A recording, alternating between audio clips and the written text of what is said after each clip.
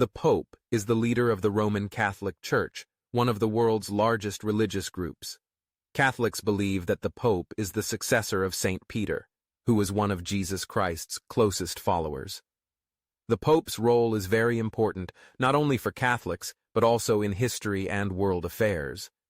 Let's take a closer look at who the Pope is, where this role comes from, what the Pope does, and why he matters to millions of people around the globe. The word Pope comes from the Latin word Papa, which means father. The Pope is often called the Holy Father by Catholics. He is the Bishop of Rome, which means he is the main priest of the city of Rome in Italy.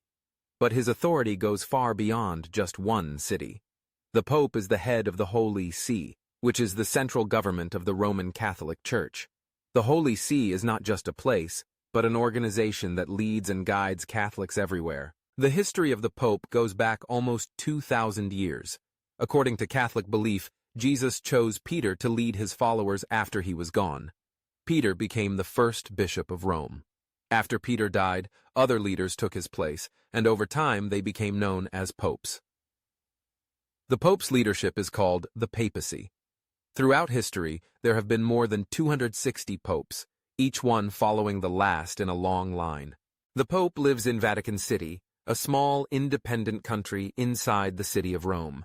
Vatican City is the smallest country in the world.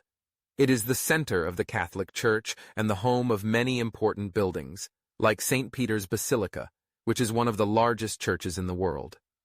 The Pope's official residence is called the Apostolic Palace. The Pope's main job is to guide the Catholic Church. He does this in many ways.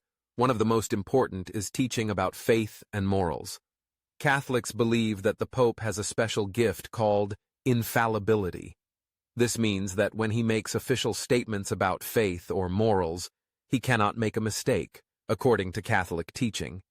However, this only applies in very special cases, not every time the Pope speaks. The Pope also leads the Church by making important decisions. He appoints bishops, who are leaders in different regions around the world. He calls meetings of bishops from different countries to talk about important issues. The Pope writes letters and documents to explain Catholic beliefs.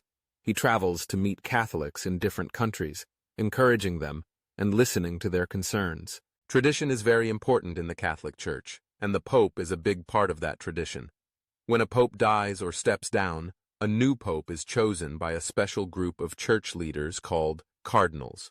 They meet in a secret meeting called a conclave, held in the Sistine Chapel in Vatican City. The cardinals vote until they agree on who should be the next pope. When a new pope is chosen, white smoke appears from the chimney of the chapel, and the world knows a new leader has been picked. The pope wears special clothing that shows his role. He often wears white robes, a small round hat called a zucchetto, and sometimes a tall hat called a mitre. He carries a staff called a crozier, which is a symbol of his role as a shepherd to his people. The Pope also wears a special ring called the fisherman's ring, which reminds Catholics that Peter, the first Pope, was a fisherman. The Pope's duties are not just religious. He also plays a role in world affairs. Many world leaders visit the Pope to talk about peace, justice, and human rights. The Pope speaks out on important issues like poverty, war, the environment, and caring for the poor and sick. Because the Pope is respected by millions, his words can have a big impact. Throughout history, different popes have faced different challenges. Some have led the Church during times of war or crisis. Others have helped bring peace or supported important social changes. For example, Pope John Paul II was known for helping end communism in Eastern Europe. Pope Francis is known for his focus on helping the poor and protecting the environment. The Pope is also a symbol of unity for Catholics. There are more than 1 billion Catholics in the world, living in many different countries and cultures. The Pope helps keep them connected by reminding them of their shared beliefs and traditions. Catholics believe that the Pope has a spiritual role too. They see him as a shepherd who cares for his flock. The Pope leads prayers, celebrates Mass, and blesses people. Many Catholics look to the Pope for comfort and guidance, especially in difficult times. The Pope cannot do everything alone. He is helped by many people, including cardinals, bishops, priests, and laypeople. The Holy See has offices that deal with different areas, such as education, charity, and communication. These offices help the Pope carry out his work around the world. The Pope's teachings are shared in many ways. He gives speeches, writes letters, and uses modern technology like television, radio, and the internet. This helps him reach people everywhere, even in the most remote places. The traditions of the papacy are rich and meaningful. There are special ceremonies such as the Pope's installation, where he is officially welcomed as the new leader.